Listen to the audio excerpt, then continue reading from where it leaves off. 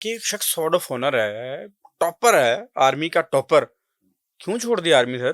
میرا خیال یہ ایک بہت لمبا کویسچن ہے، میں شارٹ سا اس کا جواب دے دوں گا، اس لیے کہ یہ ایک لمبا ڈیبیٹ ہے۔ ہر دور کے کچھ تقاضے ہوتے ہیں، ہر دور میں کچھ چیزیں ہو رہی ہوتی ہیں۔ جس زمانے میں ہم نے چھوڑی تھی، بہت سارے ینگ لوگ فرسٹریٹڈ تھے۔ کس دور کی بات ہے سر؟ میں 70s کی بات کر رہا ہوں۔ اچھا، جس دور میں ہم لوگوں نے فوج چھوڑی تھی، بہت سارے میرے ساتھ کولیگز نے فوج چھوڑی تھی، بہت سارے لوگ جنہوں نے سورڈ آف آنر لی تھی۔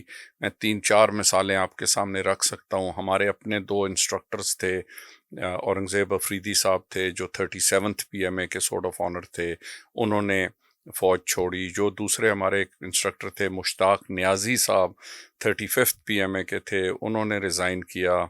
میں 47th PMA کا تھا، میں نے ریزائن کیا۔ 45th PMA کے سورڈ آف آنر نے ریزائن کیا۔ 48th PMA میں طارق ٹکا خان تھے، انہوں نے ریزائن کیا۔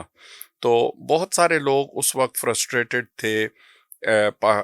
وار ہو چکی تھی پاکستان 71 کی کے، وار ہو جی چکی تھی۔ اس کے بعد کی بات ہے۔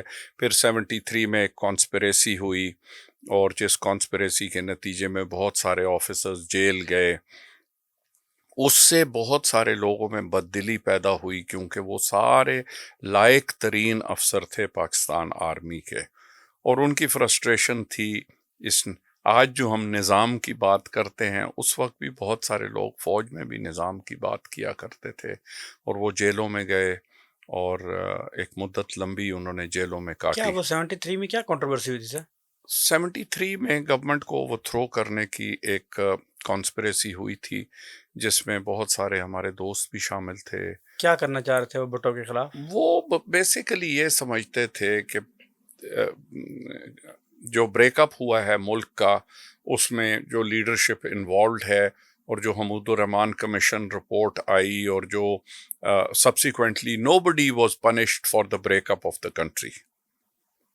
اور یہ آج تک حقیقت ہے کہ اتنا بڑا سانحہ ہوا، ملک 2 لخت ہو گیا، لیکن کسی ایک شخص کو بھی سزا نہیں ملی، اور نہ ہی ہم نے فائنڈ آؤٹ کرنے کی کوشش کی کہ آخر یہ ایسا کیوں ہوا، اور اگر ہوا تو کون اس کا ذمہ دار تھا۔ کیوں نہیں سزا ملی؟ بیکاز ہمارے ہاں کسی چیز کی کسی کو سزا نہیں ملتی۔ ماڈل سانحہ ماڈل ٹاؤن کو 10 سال ہو گئے نا، ساری دنیا نے خود دیکھا۔